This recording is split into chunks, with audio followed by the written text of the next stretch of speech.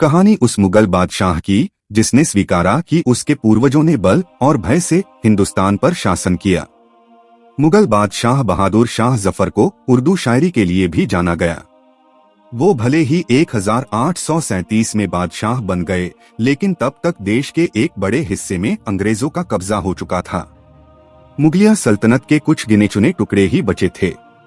यही वजह थी कि 1857 का स्वतंत्रता संग्राम जैसे जैसे आगे बढ़ रहा था, मुगल सल्तनत पीछे छूट रही थी।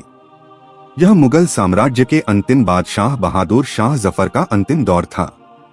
हिंदुस्तान के राजा महाराजाओं ने उनके साथ मिलकर अंग्रेजों को खदेड़ने की कोशिश की, लेकिन 82 साल के बादशाह की यह लड़ाई अधिक दिन तक नहीं चल सकी। 20 सितंबर को अंग्रेजों ने दिल्ली पर कब्जा कर लिया और बहादुर शाह जफर के तीनों बेटों को उनके सामने गोली मार दी गई। 21 सितंबर को बहादुर शाह को गिरफ्तार करके मुकदमा चलाया गया और रंगून निर्वासित कर दिया गया। वहीं उन्होंने अपनी अंतिम सांस ली। कहा जाता है कि बहादुर शाह जफर का अंतिम दौर मुश्किलों भरा और रहस्यमय रहा। रहस्यमय इसलिए क्योंकि कई बातों की जानकारी सटीक तौर पर सामने नहीं आ पाई। बहादुर शाह से जुड़े कई किस्सों का जिक्र हसन निजामी की किताब टीयर्स ऑफ द बेगम में किया है, जो पहली बार 1922 में प्रकाशित हुआ था। यह हिंदी, गुजराती, कन्नड़, बांग्ला और मराठी में भी प्रकाशित हुआ था। ख्वाजा हसन निजामी ने उस दौर में बचे हुए लोग जो दिल्ली और उसके आसपास रह रहे थे, उनसे व्यक्तिगत रूप से मिले और उनकी कहानियों को सहेजा। ख्वाजा हसन निजामी ने 1857 में हुई घटनाओं पर 12 किताबें लिखीं, जो सभी जीवित बचे लोगों के चश्मदीद गवाहों पर आधारित थीं। निजामी लिखते हैं कि अगर बहादुर शाह 1857 के विद्रोह में शामिल नहीं होते तो वे कुछ दिन और आराम से बिताते, लेकिन वह विद्रोही ताकतों के जाल में फंस गए। नतीजा, उनके जीवन के अंतिम दिन बड़े दुख में बीते।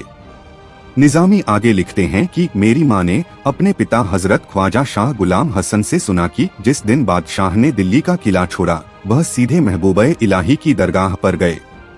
वह निराशा की स्थिति में थे। केवल कुछ किन्नर और उसकी पालकी की कुर्सी ले जाने वाले कुली उसके साथ थे।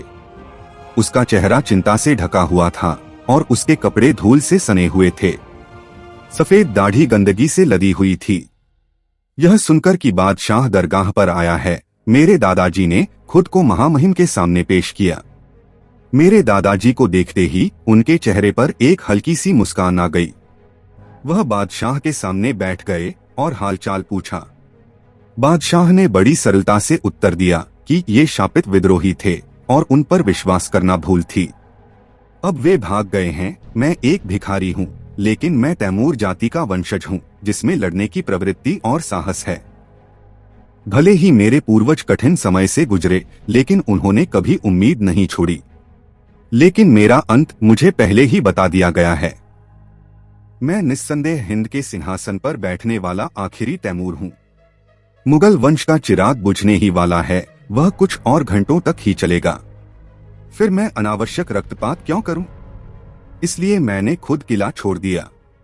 बादशाह ने कहा, यह देश अब ईश्वर का है और वह जिसे चाहे उसे दे सकता है। सैकड़ों सालों तक मेरे पूर्वजों ने बल और भय से हिंदुस्तान पर शासन किया। अब दूसरों का शासन करने का समय आ गया है। हम शासित होंगे और वे शासक होंगे। शोक करने का कोई कारण नहीं है, क्योंकि हमने भी अपने वंश को स्थापित करने के लिए किसी को सिंहासन से हटा दिया था और उनके वंश को नष्ट कर दिया था।